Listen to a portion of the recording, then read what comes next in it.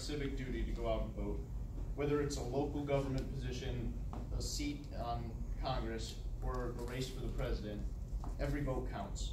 On your 18th birthday, you receive a message from the government asking for your voter registration because they know that they must get new votes in order to stay in power. However, did you know that the 2016 presidential election had all-time high amounts of voter fraud? Thousands of non-citizens, underage individuals, and deceased persons made their way to our polls and cast their vote illegally. This is unfair and must be stopped. For the sake of this speech, I'm going to focus primarily on the 2016 presidential election. Our voting system has been breached by individuals attempting to disrupt our democracy. Implementing a strict identification policy at all 51 voting districts, that is all 50 states and the Washington, D.C., would help decrease voter fraud and produce more accurate election results. We are legally granted a right to vote. However, those who are not legal citizens of the U.S. are not granted this right, and those who break this law are committing a federal crime and have the potential to sway our election results in the opposite direction that American citizens may want. Today, I'm going to talk about the effects of illegal voting and the amount that occurred in the 2016 presidential election. Second, I will discuss the weak laws that have allowed these individuals to vote illegally and the forms of IDs that are required in different voting districts. Lastly, I will talk about the strict photo identification policy that should be implemented across all 51 voting districts and the effects it has had in places where it is already in place. To begin, I'm going to talk about the effects of illegal voting and the amount that occurred in the 2016 presidential election. The Constitution states that in order to vote, you must be 18 years of age, you must be a citizen, whether that be by naturalization or by birth, and you must be a resident of the state in which you are voting. Each state then can add on more laws, whichever they see fit, such as Michigan, you can't vote if you're in jail. The Federation for Immigration Reform is a nonpartisan organization that evaluates immigration policies and offers solutions to the government. According to an article posted to their website in 2016, undocumented voters who vote in elections are enabled individuals whose interests may not coincide with American citizens to exert an influence on our domestic policies. Simply put, the will of the people may not be carried out due to undocumented individuals casting their ballot. The biggest cause of this is that we do not have a set form of identification at polls. Because the laws are left in the hands of the states, some are more lenient than others.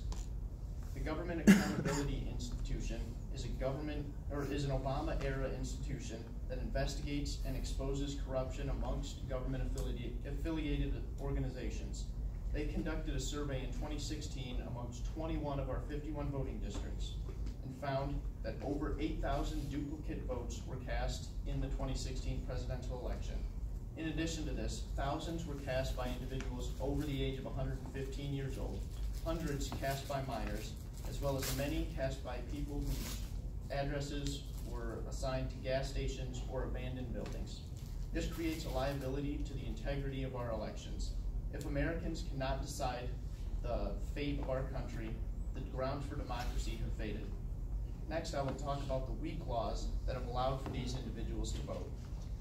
The National Conference of State Legislators is an organization dedicated to helping states have a strong voice in the federal government while maintaining their independence.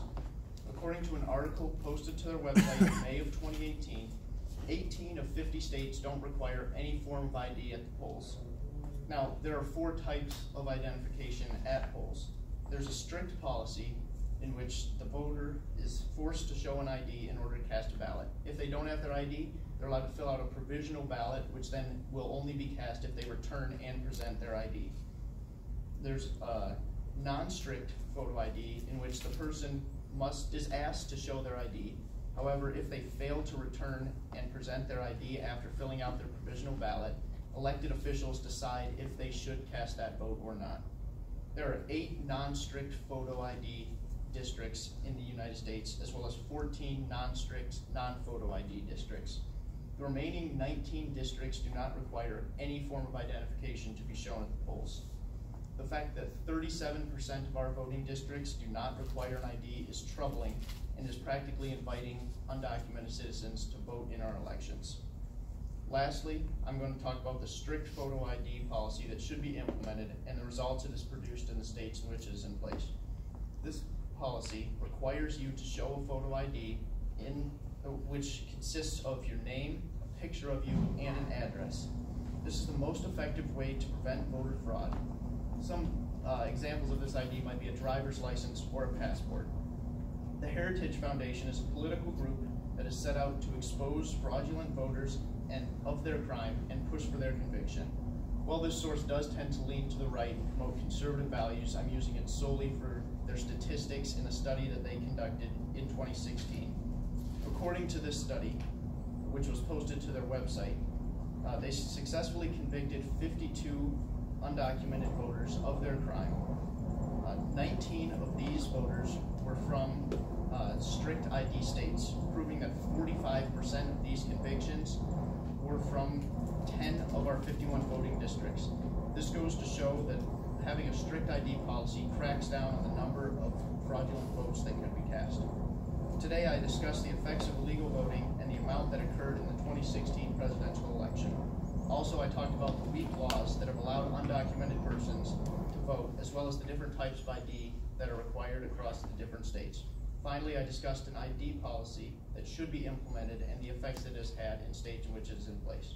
Voter fraud has become a common theme across the U.S. In order to preserve the integrity of our elections and ensure that the country's decisions are made solely by citizens of the United States, all 51 voting districts should implement a strict photo identification policy at all our polls.